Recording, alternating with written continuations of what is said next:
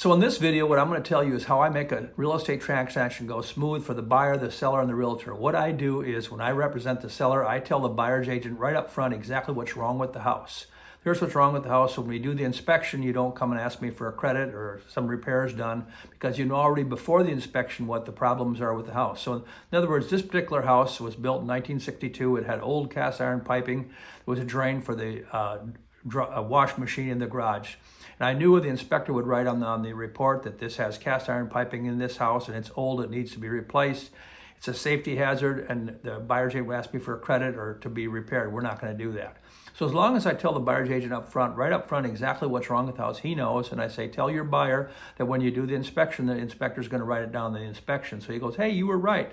Now, if you don't do this, okay, and you want to cancel, then you just cost your buyer $500 for an inspection. So this house also had some wood rot in the Florida room back in the back. So little things like this, I tell the truth. I tell the truth right up front to the buyer's agent, let them know exactly.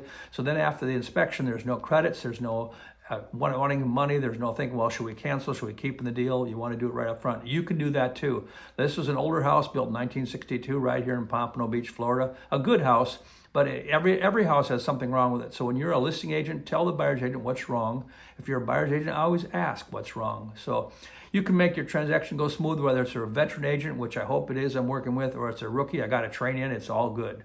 Lynn Miller, 561-445-8719. This is all I do, and I do it well.